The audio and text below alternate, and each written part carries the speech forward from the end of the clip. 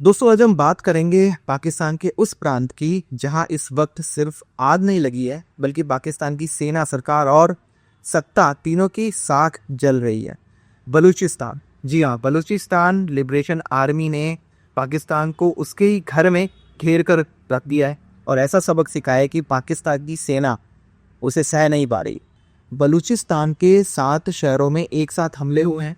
Counter terrorism department CED पर तीदा तीदा कब्जा कर लिया गया है। लगभग 80 पाकिस्तानी सैनिकों के मारे जाने की रिपोर्ट है। कई थाने चलाए गए हैं, एक जेल तोड़ दी उन्होंने, लगभग 30 कैदी वहाँ से छुड़ा लिए गए। CTD के कई अधिकारियों को उन्होंने बंधक बना लिया, जिसका उन्होंने वीडियो भी बनाया और वो वीडियो भी जारी कर दिया है। अब सवाल ये नहीं है कि हमला हुआ है, सवाल ये है कि पाकिस्तान की सेना कुछ भी नहीं कर पा रही है, कुछ भी नहीं कर पा रही है, वो भी अपने ही देश के किस्से में। वहाँ पे अब हालत ये हो गई है पाकिस्तानी सेना की कि घुस भी नहीं पा रहे।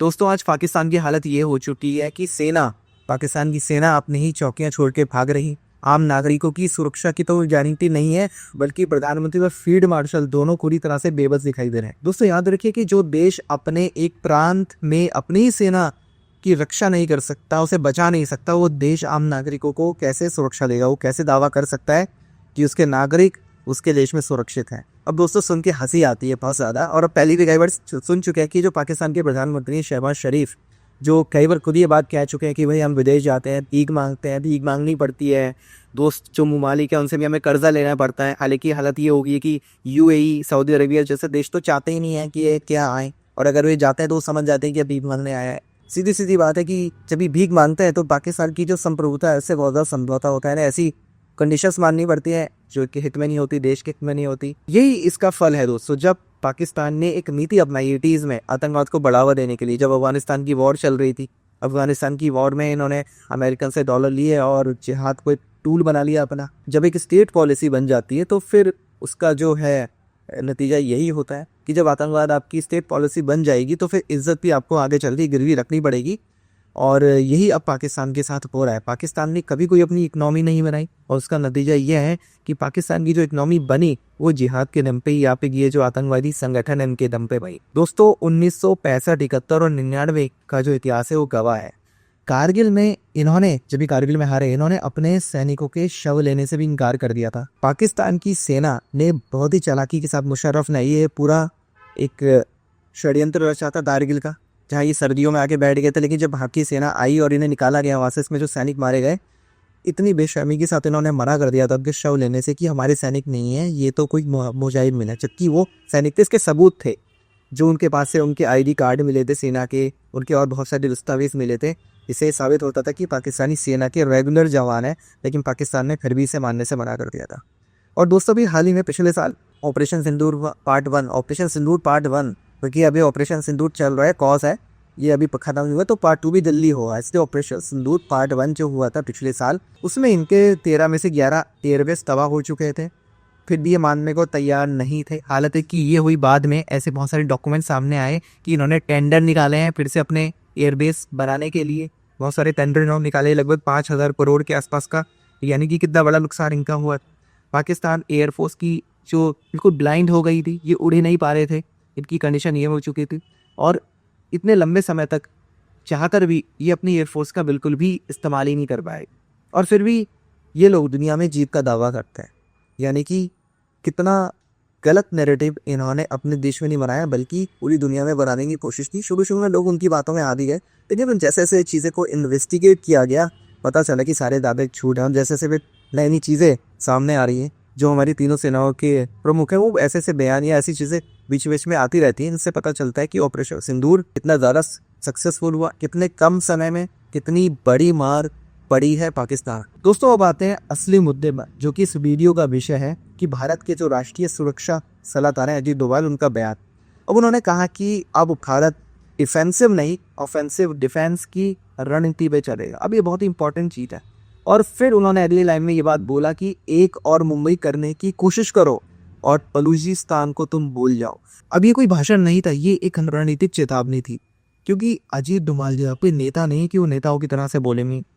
अजीत डोभाल क्या है और पाकिस्तान में कितना डर है उनका, ये पाकिस्तान की नेता, वहाँ की आर्मी, ये सब अच्छी तरह से जानते हैं। और इस बयान को सुनने के बाद, इनके फील्ड फील्ड मार्शल और प्राइम मिनिस्टर दोनों की टांगें कांपने लगी होंगी। उन्होंने पाकिस्तान को सीधा सीधा साफ बोल दिया कि भाई अगला अगर आतंकवादी हमला हुआ तो उसकी कीमत ये होगी कि पाकिस्तान फिर से टूट जाएगा। ऑपरेशन सिंदूर अभी पॉज है, वो ख़त्म नहीं हुआ और पार्ट 2 में इंडियन नेवी लीड करने वाली है। अब अगर इंडियन नेवी लीड करती है तो उसका सीधा सीधा मतलब है कि कराची पोर्ट गया और सिंध, जो पूरा सिंध है इनका, वो एक हाई रिस्क रोड बन जाएगा। अब पाकिस्तान के लिए बस की नहीं होगी उसकी सुरक्षा करना, क्योंकि पाकिस्तानी फ़ौज का पूरा जो ध्यान है वो खाली पाकिस्तानी पंजाब पे होता है। अब प्रधानमंत्री मोदी जब नेवी को ये बात बोलते हैं, इस तरह का संकेत देते हैं, तो ये बात बिल्कुल साफ है कि इस बार उनको मौका मिलेगा, उसका नतीजा पाकिस्तान को सिंध को गवा के भुगतना पड़ेगा। दोस्तों, पाकिस्तान की हालत बहुत ज़्यादा ख़राब हो चुकी है। बलूचिस्तान लगभग अलग होने के लिए तैयार है। अभी इतना बड़ा हमला हुआ है, इसके बाद ये सबसे बड़ा नहीं तो कम से कम दूसरा सबसे बड़ा हमला था जिसमें इतने पाकिस्तानी सैनिक बलूचिस्तान में मारे हैं। टीटीपी जो का नॉर्दर्न एरियाज में पूरी तरह से सक्रिय, कंडीशन ये हो चुकी है कि पूरी तरह से पकड़ से, पाक आर्मी के पकड़ से ही पूरा इनका नॉर्दर्न एरिया निकल चुका है। अफगानिस्तान से के रिश्ते बहुत ज़्यादा ख़राब हो चुके हैं। दुश्मनी इतनी बढ़ चुकी है कि अफगानिस्तान की जो तालिबान है वो भी इन पर हमला करते रहते। और सबसे जो बड़ी चीज़ है वो ये कि पाकिस्तान की जो जनता है उसका भरोसा सेना और सरकार दोनों पे से ख़त्म हो चुका है।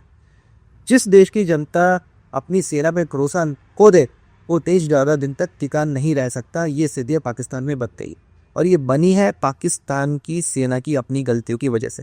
पाकिस्तानी सेना के लिए सिर्फ पंजाबी पाकिस्तान है, ना इन्हें सिंध से मतलब है, ना इन्हें बलूचिस्तान से मतलब है और ना ही इन्हें अपने नॉर्दर्न वेस्ट जो इनका एरिया उससे मतलब है। अब यही इसकी वजह है कि अब पाकिस्तान की सेना सिर्फ पंजाब में ही घूम सकती है, ताकि इन जगहों पे खासकर बलूचिस्तान और नॉर्दर्न वेस्ट एरिया वहाँ पे पूरी तरह से इनकी पकड़ से निकल चुके हैं और इनकी सेना पे के सैनिकों पे लगातार हमले लेते हैं। दोस्तों, अब ये जो भारत है ये मोदी का भारत है और मोदी का भारत किसी भी दुविधा में नहीं है। ये मनमोहन सिंह का टाइम नहीं है, कांग्रेस का टाइम नहीं है कि जब मुंबई अटैक जैसा इतना बड़ा हमला होता है, जब पाकिस्तान भी ये सोच रहा था कि भारत बहुत बड़ी कड़ी कार्रवाई के अगेंस्ट करेगा और मनमोहन सिंह कार्रवाई नहीं करते और उल्टा ये बोलते हैं कि अगर हम कार्रवाई करेंगे तो चुनाव में इससे बीजेपी को फायदा होगा। तो ये कांग्रेस की नीतियां थी, इसकी वजह से कांग्रेस की आलोचना होती। और ये मोदी का भारत है जो पहलगाम जैसे अटैक के बाद भी कितनी बड़ी कार्रवाई करता है, पाकिस्तान के पंजाब में बहावलपुर में घुस के इनके आतंकवादी कैंपों को, इनके आतंकवादियों को तोड़ता है। दोस्तों, ये मोदी का भारत है और ये किसी दुविधा में नहीं है बल्कि पूरी तैयारी में है। पाकिस्तान अगर एक और गलती करता है तो उसका नक्शा बदल जाएगा। दोस्तों, आज के अंक में इतना ही था। ये अंक आपको अच्छा लगा हो तो लाइक करें, शेयर करें, चैनल को सब्सक्राइब करना ना भूलें और बेल का आइकन प्रेस कर दें लेटेस्ट नोटिफिकेशन के लिए। मिलते हैं अगले वीडियो में, तब तक के लिए जय।